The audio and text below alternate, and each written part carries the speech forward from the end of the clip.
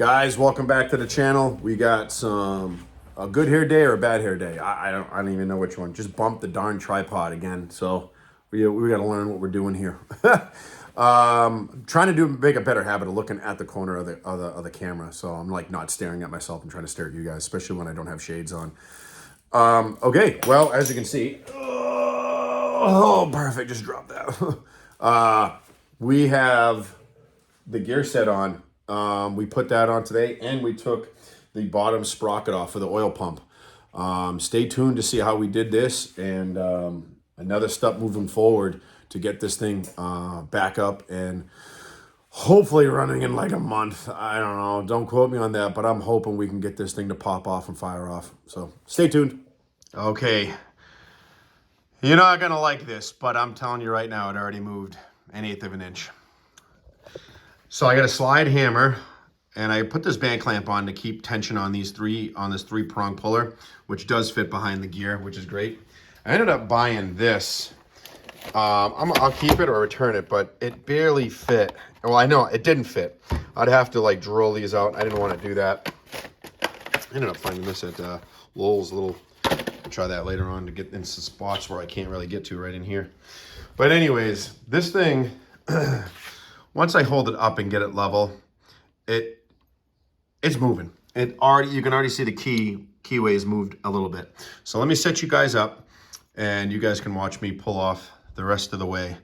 Like I said, I should have hooked this all up on video, but all I did was bolt this up out of my slide hammer. Got one, I don't know, Evercraft. Just a regular old slide hammer, so I can put this new timing gear set on.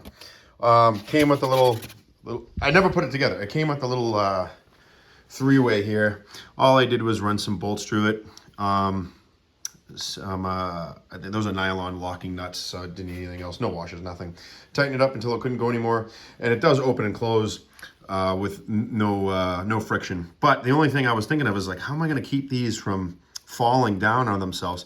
This is just loose. You can see it's not super tight, so it's just keeping the jaw puller together so that the pieces don't come apart once I level out the slide hammer itself.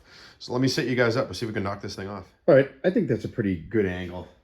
Let me get this thing straightened out, and I'm putting a little back pressure on the T-handle back here, right where my hand is there. It's right out of frame. I can kind of move you guys over a little bit, but if you guys never seen what a slide hammer looks like, let me turn you and put you down a little bit. So there's the end of the T-handle right there. And then that weighted hand grip slides up against that little, up against this little, I don't know, what do you want to call it, flared end of it. And then that's what actually takes over when you want to push against anything. It's good for a lot of different applications, but like I said, I already tested this before I put the camera on, and she's sliding. So let's see if we can get this thing as straight as we can and as level as we can, and lock this. That way she don't move on us, and see if we can get this all the way off.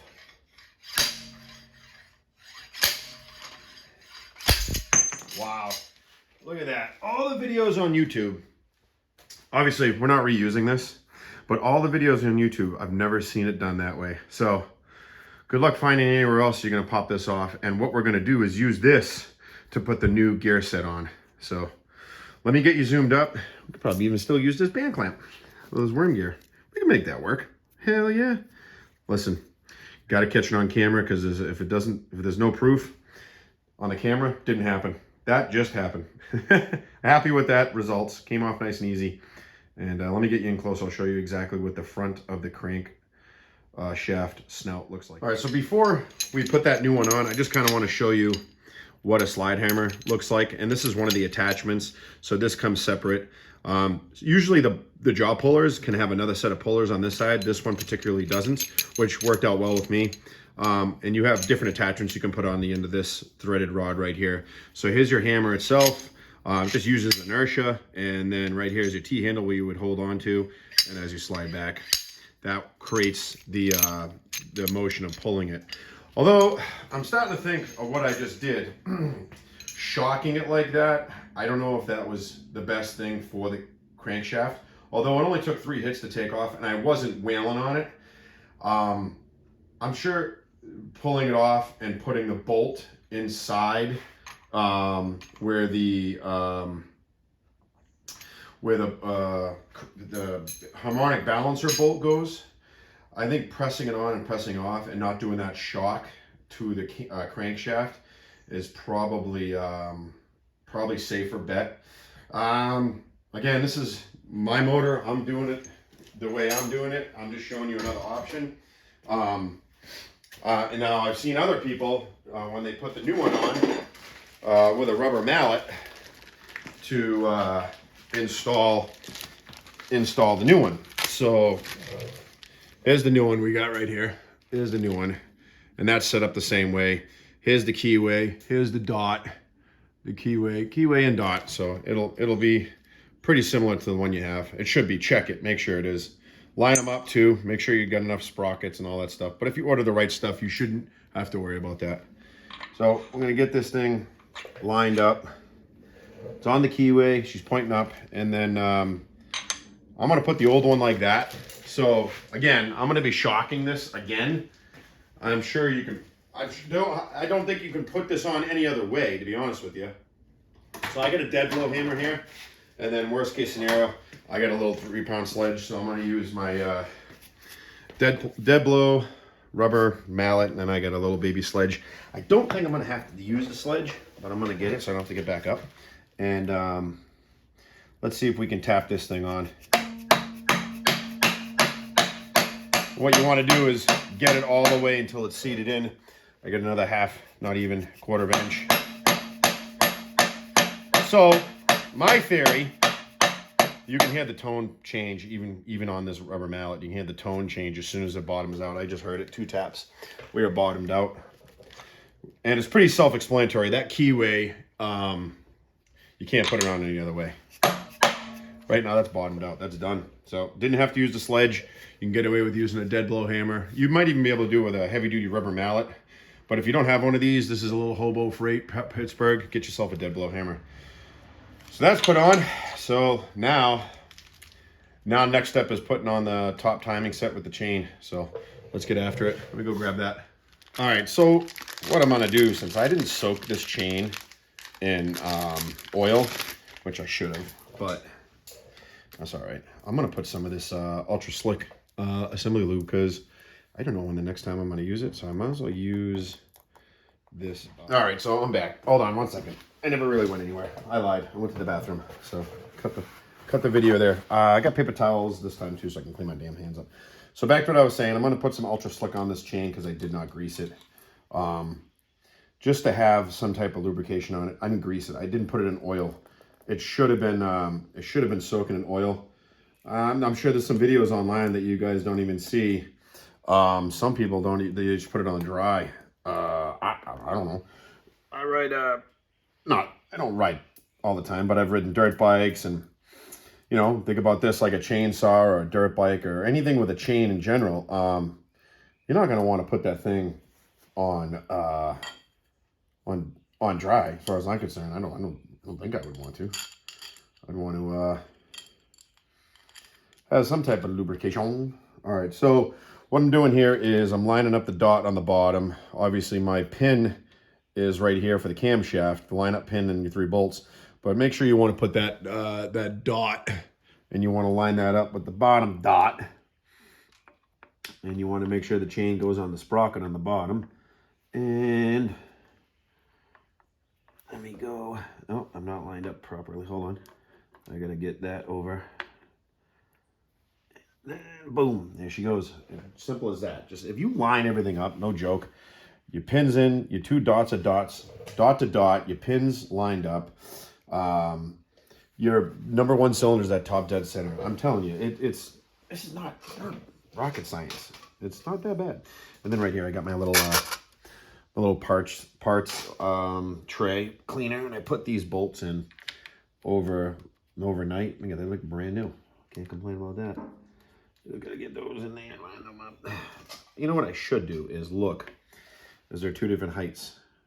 And there is 2 different heights. So let me, see, glad I said something. So we got 1, 2, 3. Looks like the same length. You got two longer ones.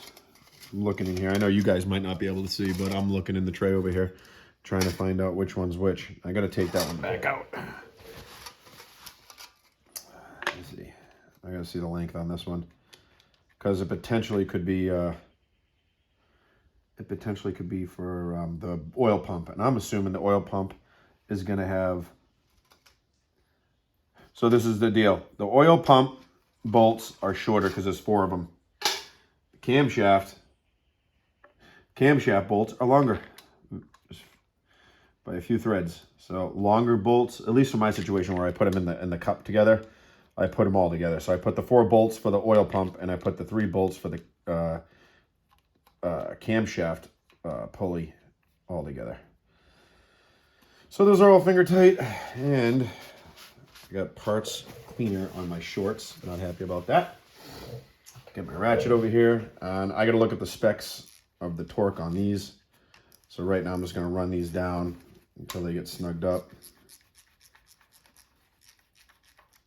And then I'll torque these down to whatever that may be.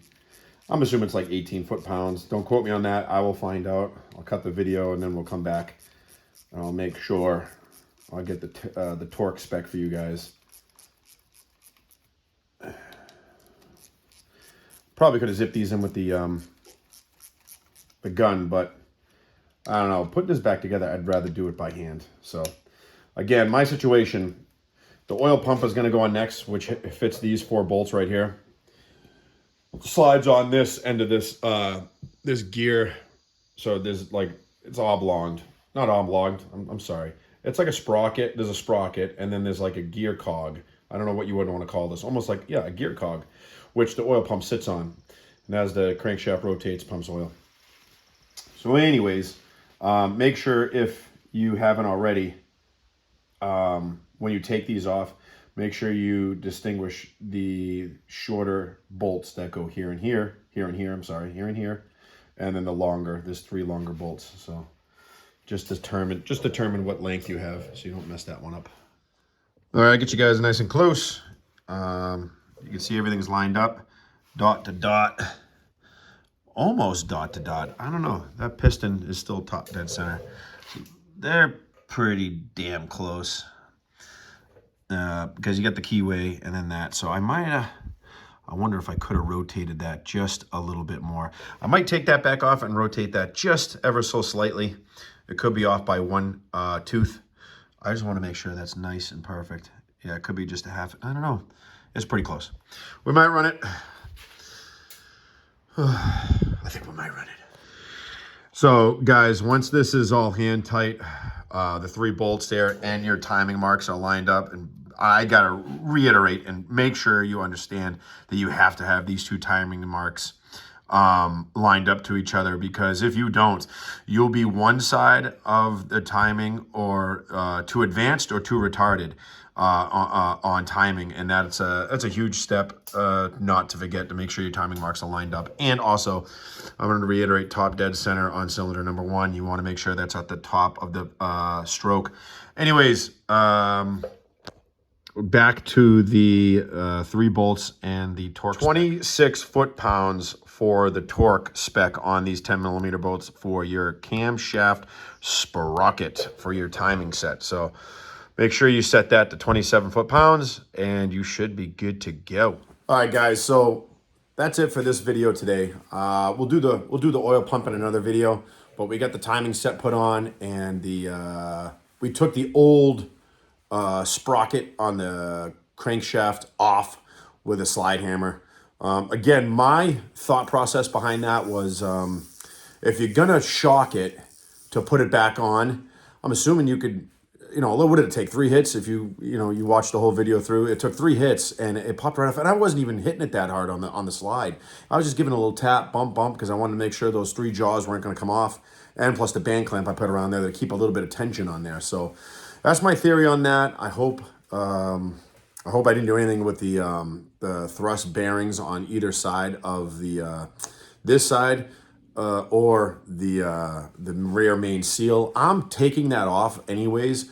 once I get this back on a lift, the cherry picker, I mean, I want to zip that cover off, take that gasket off, clean it, put a new rear main seal on, put another gasket on, probably paint that cover too, and then slap it all back together. So I'll check it on the backside, but I really don't think those 3 taps did anything. If anything, when I put the new sprocket on, I put it back where it belongs. So I don't know.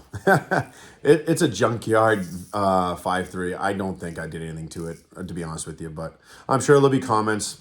It is what it is, man. I'm not no master mechanic. I'm having fun rebuilding this a little bit with my kids and here for you guys on YouTube. So stay tuned in the next video. We're going to put that oil pump on. I'll probably put the cover back on. We got to put the oil pickup tube back on. We got to put the oil pan back on. We got a lot of things to still do.